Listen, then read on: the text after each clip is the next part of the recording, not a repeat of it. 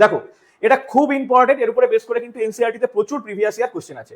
বলেছে দূরত্ব এবং সরণের অনুপাত কি হবে, সরণ এবং দূরত্বের অনুপাত কি হবে। একটা বস্তু এইখান থেকে যাত্রা শুরু করলো, এ পয়েন্ট থেকে যাত্রা শুরু করে সে গেল বি পয়েন্টে।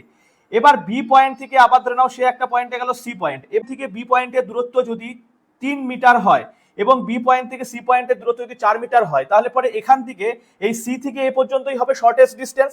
তাহলে এক্ষেত্রে সরণ কত হয়ে যাবে ভাই, এখানে কিন্তু সরণ হয়ে যাবে কত, সরণ হয়ে যাবে কিন্তু 5 মিটার। তাহলে এখানে দেখো সরণ কিন্তু 5 মিটার হলো।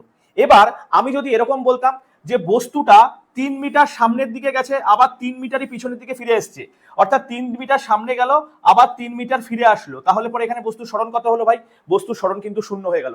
অর্থাৎ সরণ কিন্তু 0 হতে পারে, কিন্তু দেখো যখন বস্তুটা 3 মিটার সামনের দিকে গিয়ে আবার 3 মিটার পিছনের দিকে ফিরে আসলো, অর্থাৎ ধরো 3 মিটার সামনে গেল আবার 3 মিটার পিছনের দিকে ফিরে আসলো, তাহলে এখানে যেতে 3 মিটার এবং আসতে 3 মিটার, বস্তুর দ্বারা অতিক্রান্ত দূরত্ব কত হয়ে গেল, 6 মিটার।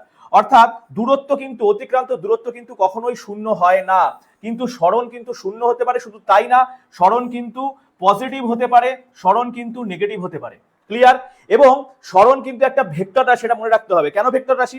দেখো তোমাদেরকে দেখাই, এই যে 3 থেকে এখানে কি হলো, বস্তু একবার 3 মিটার পথ অতিক্রম করলো, 4 মিটার পথ অতিক্রম করলো, তাহলে বস্তুর সরণ কত হলো, 5 মিটার হলো। এবার তোমাদেরকে আমি আরো একটা এক্সাম্পল দিচ্ছি। আবার ধরে নাও যে বস্তুটা যদি 3 মিটার সামনের দিকে গিয়ে তারপরে আরো 4 মিটার সামনের দিকেই পথ অতিক্রম করতো, তাহলে এটা 3 মিটার এটা 4 মিটার, তখন কিন্তু সরণ হয়ে যেত 7 মিটার। বোঝা গেল?